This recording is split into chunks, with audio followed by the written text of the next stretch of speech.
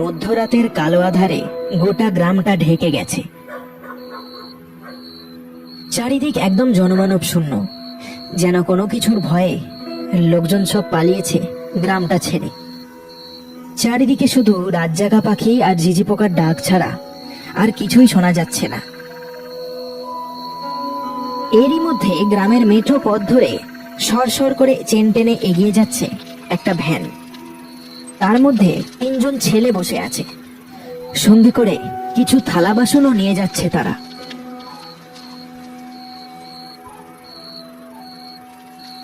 ও, যা গরম পড়েছে, আর যে পারা যাচ্ছে না। লোকজনকেও বলি হারি, যেন 7 জন্ম খেতে পায়নি। এই পচা গরমে বিয়ে বাড়িতে যে এত লোক খাবে তা আমি ভাবিনি। উদয় আর নটেশ্বর উরুফে নটে দুজনেই চুপ করে পল্লবের কথাটা শুনে গেল। বিড়িতে 2 টান দিয়ে পল্লব আবারও বলে উঠল, আমি আর পারছি না। বাড়ি পৌঁছে নাকে সর্ষের তেল দিয়ে একটা জম্পেশ করে ঘুম লাগাবো। আরে পল্লব দা, তুমি না সত্যি শুধু ঘুম আর ঘুম। তুই আর জ্ঞান দিস না, বুঝলি? কাজে তো তোর মন নেই, সারাক্ষণ কোথায় যেন হারিয়ে থাকিস। পল্লবের কথা শুনে নটেশ্বরের মুখটা একটু রাগে ভরল। তবে কথাটা ঠিক, নটেশ্বর নামেই কাজ করে, সব সময় প্রতি কাজে কোনো না কোনো ভুল করে বসে। আর তার ভুলের কারণে কথা শুনতে হয় উদয় আর পল্লবকে। নটেশ্বর লোকটা সাধারণ হলেও তার মুখে যেন একটা চাপার রহস্য লুকিয়ে থাকে সব সময়। লোকটা সারাক্ষণ কি যেন চিন্তা করে যায়।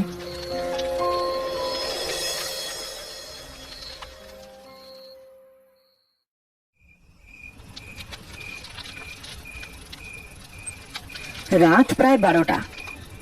পল্লব, উদয় আর নটে 3 জন আজ পাশের গ্রামে একটা বিয়ে বাড়ির কাজে গেছিল। এই ক্যাটারিং এর ব্যবসা প্রায় অনেকদিন ধরেই চালাচ্ছে তারা।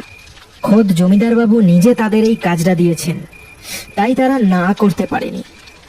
এই যা গরম পড়েছে, তাই তারা ভেবেছিল যে কাজ হয়তো তাড়াতাড়ি মিটে যাবে। কিন্তু লোকজনকে খাওয়াতে খাওয়াতে শেষ পর্যন্ত তারা নিজেরাই ক্লান্ত হয়ে পড়ল। সবকিছু গুছিয়ে ফিরতে ফিরতে বাজলো রাত 12টা।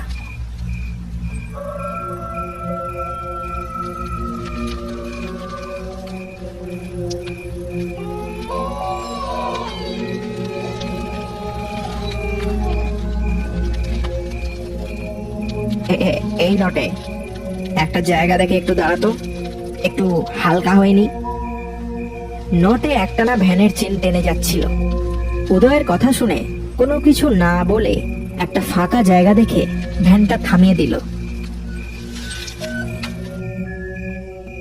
এই তোরা এখানেই দাঁড়া, আমি আসছি। এই বলে উদয় একটা ঝোপের দিকে চলে গেল। কিছুক্ষণ পর উদয় ফিরে এসে তাদের সামনে দাঁড়ালো।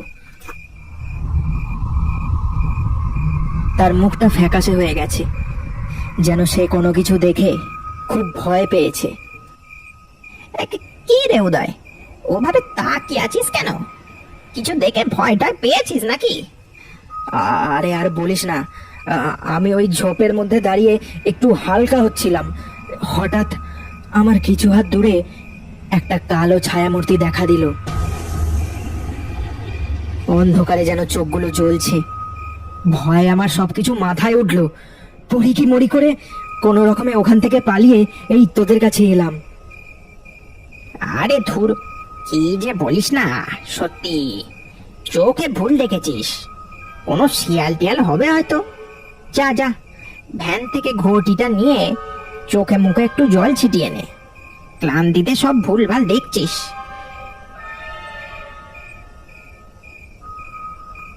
পল্লবের কথাটা শুনে উদয় ভ্যানটার দিকেই যাচ্ছিল। ঠিক তখনই সে দেখলো একটা কালো ছায়া দূরের একটা গাছের আড়াল থেকে তাদের দিকে এক দৃষ্টিতে চেয়ে দাঁড়িয়ে। ওরে, ও ওই দেখ, ওই দেখ, ওখানে কি যেন একটা দাঁড়িয়ে আছে। উদয়ের চিৎকার শুনে পল্লব আর নটে তার দিকে দৌড়ে গেল। তারপর তারাও ভালো করে চেয়ে দেখলো, সত্যি কিছু যেন একটা দাঁড়িয়ে রয়েছে দূরের ওই গাছগুলোর আড়ালে। লম্বা টিংটিঙে চেহারার এক অদ্ভুত মূর্তি। এই জায়গাটা আমার সুবিধা ঠেকছে না। চল চল এখান থেকে, জলদি চল।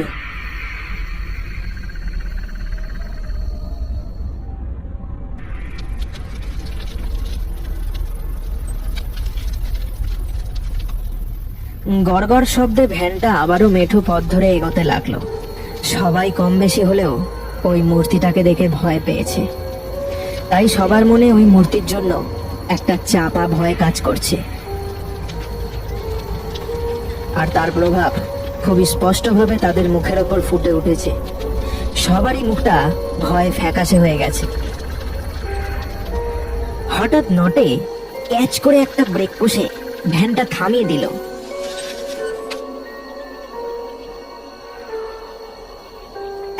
এই দেখো, এই কি হলো রে নটে, ভ্যানটা থামালি কেন? বলতে না বলতেই একটা কালো ছায়ামূর্তি ঝাঁপিয়ে পড়লো নটের ওপর। নটেকে কোনো কিছু বলার সুযোগ পর্যন্ত দিল না ওই মূর্তিটা। তারপর কচমচ করে নটের গলার মাংস চিবিয়ে খেতে লাগলো। এ দৃশ্য দেখে পল্লব আর উদয় সবকিছু ফেলে রেখে ভ্যান থেকে লাফিয়ে মাঠের ওপর দিয়ে দৌড়ে পালালো। নিমেষে ওই ছায়ামূর্তিটাও হাওয়ায় মিলিয়ে গেল। পড়ে রইল শুধু নটের আধ খাওয়া দেহটা।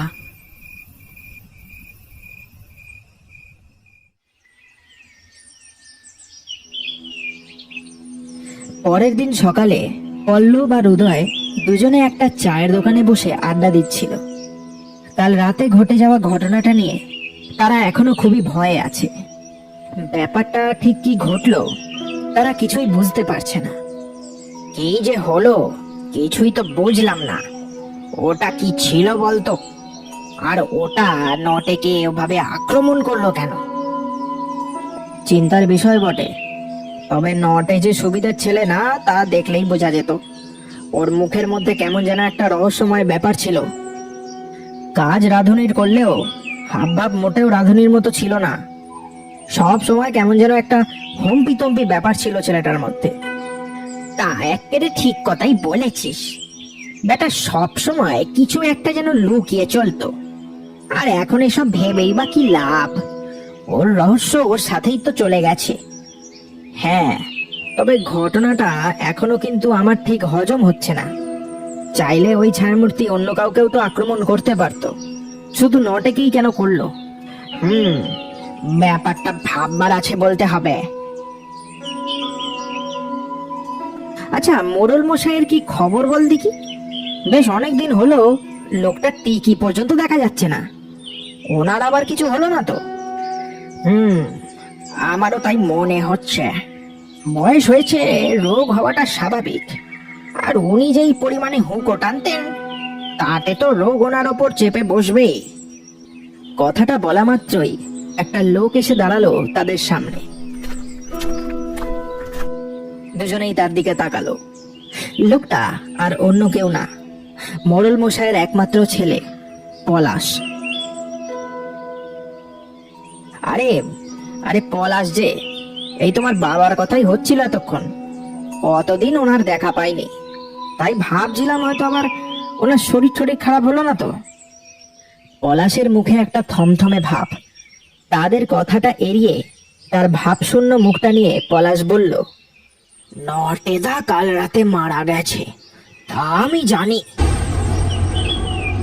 এ কথা শুনে উদয় আর পল্লবের গা যেন ভয়ে ঠান্ডা হয়ে গেল। এ কি করে জানলো যে কাল রাতে নটেশ্বর মারা গেছে? এই তুমি কি করে জানলে? হে, যে নটেশ্বর কাল রাতে মারা গেছে? পলাশ একটা বাঁকা হাসি হেসে বলল, হে হে, আমি সব জানি, আর এটাও জানি সে কেন মরেছে। ওই ছায়ামূর্তি এরপর আপনাদেরও মারবে। তাই ওই মূর্তির হাত থেকে যদি বাঁচতে চান, তাহলে আজ রাতে ওই শ্যাওলা দিঘির জঙ্গলটার সামনে আসুন। আমি ওখানেই সব খুলে বলবো। এই পরিবেশে খোলাখুলি আমি কিছু বলতে পারবো না। কথাটা বলেই পলাশ একবার আকাশের দিকে তাকিয়ে একটু যেন চোখ মুখ কুঁচকে ফেলল, যেন এই সূর্যের আলো তার চোখটা জ্বালিয়ে দিচ্ছে। এই এই এই এই তুমি, এই তুমি এত কিছু কি করে জানলে বলো তো? আর ওই ছায়ামূর্তির সাথে তোমার সম্পর্ক কি? অত শত জানতে হবে না আপনাদের। যদি প্রাণের মায়া থাকে, তাহলে যেটা বললাম সেটা করুন। আমি চলি। সূর্যের আলোতে মাথাটা মাথাটা কেমন যেন ব্যথা করছে আমার। কথাটা বলেই লোকটা ওখান থেকে গট গট করে হেঁটে চলে গেল। পলাশ আর উদয় দুজন দুজনের মুখ চাওয়াচাওয়ি করলো। কি ব্যাপার বলতো? আমার কেমন যেন সন্দেহ হচ্ছে। পলাশের কথাবার্তা মোটেই সুবিধার বলে মনে হচ্ছে না আমার। চল, ব্যাপারটা এক্ষুনি আমাদের প্রধান মশাইয়ের কানে তুলি। নিশ্চয়ই নটের মৃত্যুর সাথে এ লোকটা জড়িত। না, এখন এসব পাঁচ কান করার দরকার নেই। কেউ এসব বিশ্বাস করবে না, তখন উল্টে আমরাই ফাঁসবো। যা হবে দেখা যাবে। তুই যা, বাড়ি যা। আজ রাতে ঠিক সময় মতো ওই শ্যাওলা দিঘির জঙ্গলের সামনে চলে আসিস। আজ যা কপালে আছে তাই হবে। আমার একটা কাজ আছে, আমি গেলাম। কি কাজ সেটা আমি তোকে পরে বলবো না হয়। এখন যা, বাড়ি যা। এই বলে পল্লব হনহন করে হেঁটে কোথায় যেন চলে গেল। যেন হঠাৎ তার খুব তাড়া লেগেছে। আজ রাতে যে কিছু বড় ঘটতে চলেছে সেটা উদয় ভালো করেই বুঝতে পারল।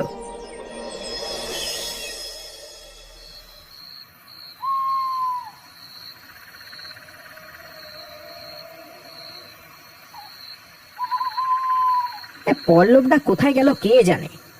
আমাকে সময় মতো আসতে বলে এখন নিজেই দেরি করছে বেটা। উদয় নিজের আপন মনে এসব কথা বীর বীর করে বকছিল। ঠিক তখনই পল্লব হাতে একটা লণ্ঠন নিয়ে এসে দাঁড়ালো তার সামনে। এই যে কি ব্যাপার? হ্যাঁ, আমাকে সময় মতো আসতে বলে এখন নিজেই দেরি করে ফেলেছিস, সে খেয়াল কি আছে? সেই উদয়ের কথায় কোনো উত্তর দিল না। কোনো কিছু বড় যে এবার ঘটতে চলেছে সেই উত্তেজনাই এখন কাজ করছে পল্লবের মনের মধ্যে। দুজনে চুপচাপ কিছুক্ষণ দাঁড়িয়ে থাকলো, যেন কোনো কিছুর অপেক্ষা করছে তারা। নিস্তব্ধ পরিবেশটা ভেঙে পল্লব কথা বলে উঠল। যা, আজ মনে হচ্ছে সবকিছু ভেস্তে যাবে। যা ভেবেছি সেটা আর হবে না মনে হচ্ছে। কি কি কি বলছিস কি পল্লব?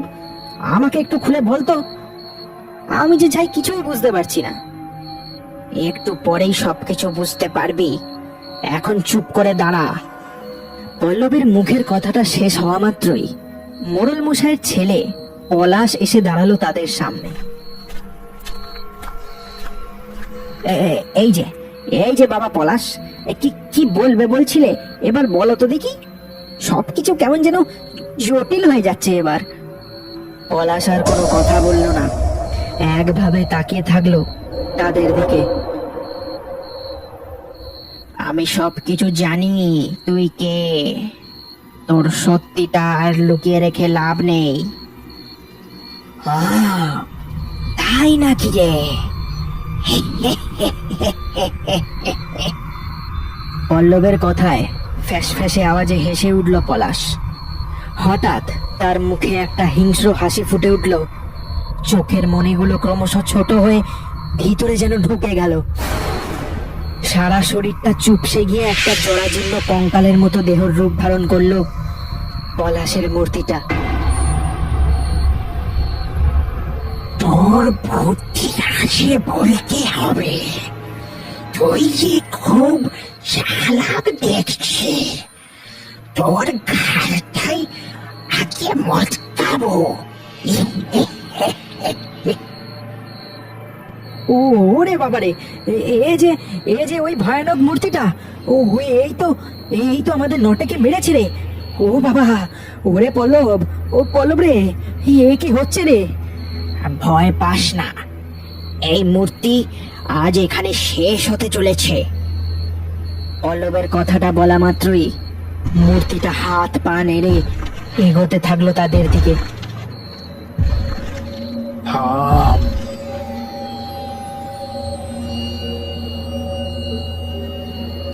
একটা ভারী কণ্ঠস্বর ভেসে এলো সবার কানে।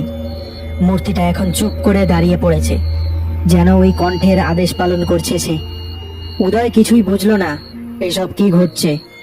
হঠাৎ সবার সামনে এসে হাজির হলো সবার খুবই কাছের মানুষ, আর পলাশ আর উদয়ের প্রিয় লোক মোড়ল মশাই। মোড়ল, তুমি এখানে কি করছো? তোদের শেষবারের মতো দেখতে এলাম।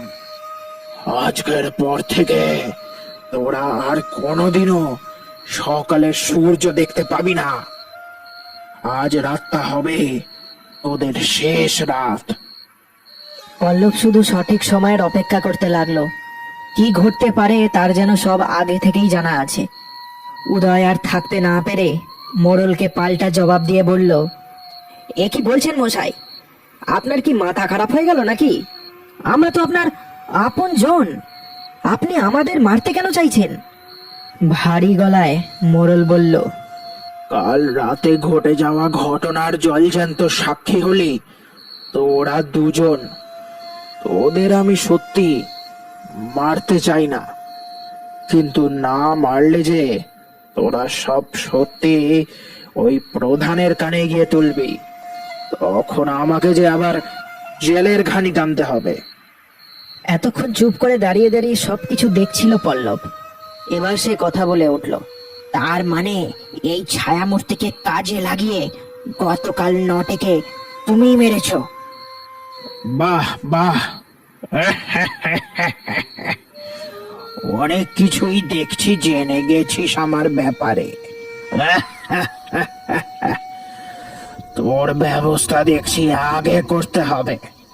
হ্যাঁ, তুই ঠিকই বলেছিস, এই ছায়ামূর্তিকে আমি বশ করেছি রে। আর এটা করতে আমাকে ওই ভোলাতান্ত্রিক সাহায্য করেছে। আর সকালে আমি এই ছায়ামূর্তিটাকে আমার ছেলের রূপ ধারণ করিয়ে তোদের কাছেই পাঠিয়েছিলাম, যাতে ও তোদেরকে কথার জালে জড়িয়ে এই ফাঁকা নির্জন জায়গাটায় নিয়ে আসতে পারে। কিন্তু একটাই আশ্চর্য, তুই বেটা সবকিছু জানলি কি করে? ছি মোড়ল মশাই, আপনি এতটা নিজ চিন্তা ভাবনার মানুষ তা আমি জানতাম না। আপনাকে আমরা ভগবানের মতো সম্মান করতাম, আর আপনি কিনা শেষ পর্যন্ত। উদয়কে থামিয়ে দিয়ে মোড়ল আবারও বলে উঠল, এই চুপ! শালা ভালো মানুষ হয়তো ছিলাম, কিন্তু শেষ পর্যন্ত আমাকে আর ভালো থাকতে দিল না। তাই তো এই পথ বেছে নিতে বাধ্য হলাম। ওই নটে ছিল এক ধড়িবাজ, সকলের চোখে সে ছিল এক রাধুনী, কিন্তু আসল কাজ ছিল তার মানুষ খুন করার। হ্যাঁ, টাকা নিয়ে লোককে জ্যান্ত মেরে পুঁতে দিত সে। একদিন রাতের বেলা নটেকে এই কুকীর্তি করতে দেখে ফেলে আমার ছেলে পলাশ। এ কি নটেশ্বরদা, এ কি করলে তুমি?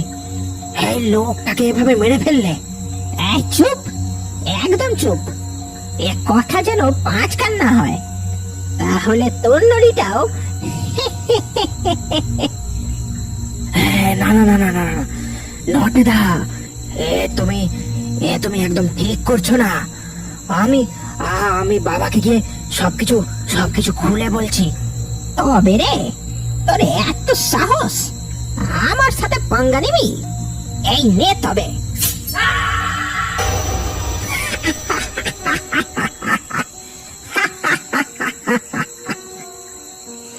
কি দোষ করেছিল আমার ছেলেটা সেদিন? তাই তাই আমি ঠিক করলাম যে যাই হয়ে যাক, আমি আমার ছেলের প্রতিশোধ নিয়েই ছাড়বো। প্রতিশোধ আমার নেওয়া হয়ে গেছে, কিন্তু তোরা মাঝখানে চলে এসে ভুল করলি। এখন তোদের মারা ছাড়া আর কোনো উপায় নেই। তোদেরকে না মারলে এই সবের পর্দা ফাঁস হয়ে যাবে যে। আপনিও যদি নটেশ্বরের রাস্তা বেছে নেন, তাহলে ওর আর আপনার মধ্যে পার্থক্যটা কি রইল? আপনিও তো একটা খুনি হয়ে গেলেন। এই চুপ, একদম চুপ। আজকালের ছোকরা আর আবার বড় বড় কথা দেখাচ্ছে মজা। কথাটা বলেই মোড়ল মশাই নিজের আঙুলটা তাক করলো ওই দুজনের দিকে। তার আদেশ পালন করে দাঁত মুখ খিচিয়ে আস্তে আস্তে ওই ছায়ামূর্তিটা তাদের দিকে এগোতে শুরু করলো। কিন্তু হঠাৎ কালী মন্ত্র পাঠ করার ধ্বনি সেখানে ভেসে আসতে থাকলো। ওই ছায়ামূর্তি এক জায়গায় দাঁড়িয়ে কাঠ হয়ে গেল যেন।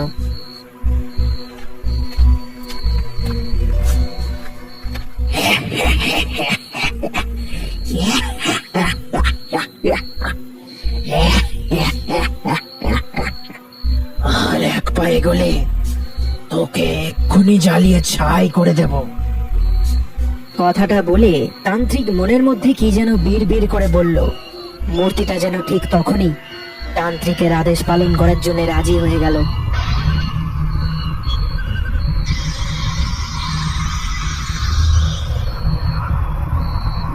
বাবা, আপনি? হ্যাঁ, আমি। তোকে এই জিনিস আমি কখনোই দিতে চাইনি।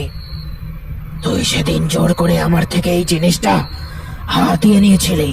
সেদিন যদি আমার কপালে বন্দুক না ধরতিস, তাহলে কখনোই আমি ওই প্রেতকে তোর হাতে তুলে দিতাম না।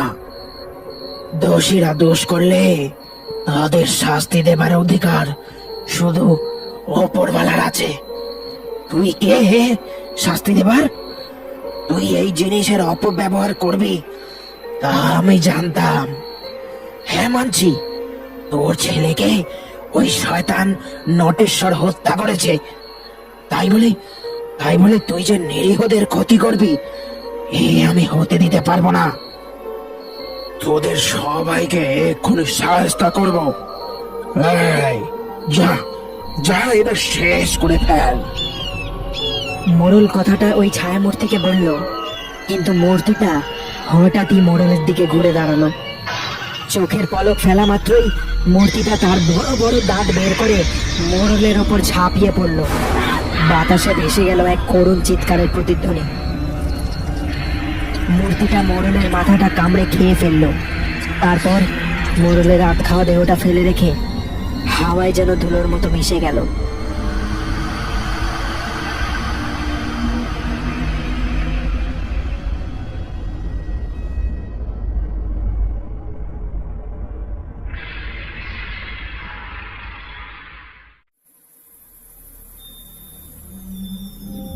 এই দৃশ্য উদয় আর পল্লব চুপ করে দাঁড়িয়ে থেকে শুধু দেখে গেল।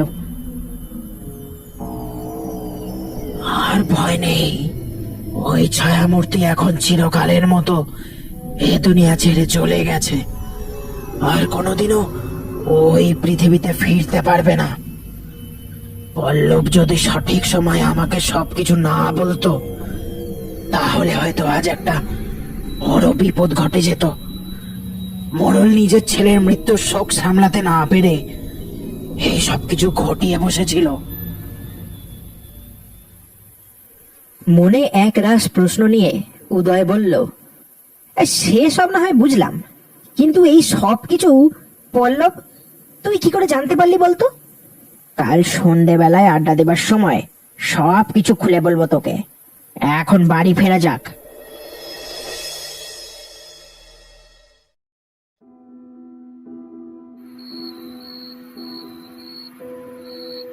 সূর্য ডুবেছে এই কিছুক্ষণ হলো। আকাশটা হালকা মেঘে ঢেকে গেছে, মনে হচ্ছে রাতের মধ্যেই বৃষ্টি নামবে। উদয় আর পল্লব দুজনে একটা লণ্ঠন জেলে বসেছে গতকাল ঘটে যাওয়া ঘটনাটা নিয়ে চর্চা করবে বলে। এই এবার বল দেখি, এই তুই এত কিছু কি করে জানলি? একটু হেসে পল্লব বলল, যখন পলাশ এসে আমাদের সাথে কথা বলছিল, তখন ওর চোখে মুখে আমি কেমন যেন একটা অদ্ভুত চাঞ্চল্যতা লক্ষ্য করলাম। তারপর ওর মুখটাও কেমন যেন ফ্যাকাশে দেখাচ্ছিল। আমার মনের সন্দেহটা আরো পাকাপোক্ত তখনই হলো যখন ও নোটের হত্যার কথাটা আমাদের বলল। এ পলাশকে আমি ভালো করে চিনি, ওর মতো দুধে ভাতে ছেলের মুখে এসব কথা আশা করাই যায় না। তাই কাউকে কিছু না বলে দৌড়ে গেলাম ভোলা তান্ত্রিকের ডেরায়। সেখানে গিয়ে তান্ত্রিককে আমি সব কিছু খুলে বলি, আর ওই জায়গাটায় আসার কথা বলে দিই। ব্যাস, তারপরে যা ঘটলো সেটা তো তুই নিজের চোখেই দেখলি। পল্লবের কথা শুনে উদয় যেন থমকে গেল। অবাক হয়ে সে বলল, তোর বুদ্ধিকে জানাই কোটি কোটি সেলাম। উফ বাবা, আচ্ছা লোক বটে তুই। রান্না বান্নার কাজ ছেড়ে গোয়েন্দাগিরি শুরু করলেই তো পারিস। উদয় পল্লবের কিছুটা প্রশংসাও করলো, আবার একটু হাসি ঠাট্টাও করলো তার চিন্তা ভাবনা নিয়ে। দূরে কোথায় যেন একটা বাজ পড়ল, কিন্তু তখনও কেউ যেন তাদেরকে আড়াল থেকে এক নজরে দেখে যাচ্ছে। সে যে এই দুনিয়া ছেড়ে পুরোপুরি যায়নি সেটা সে যেন বারবার জানিয়ে দিতে চাইছে।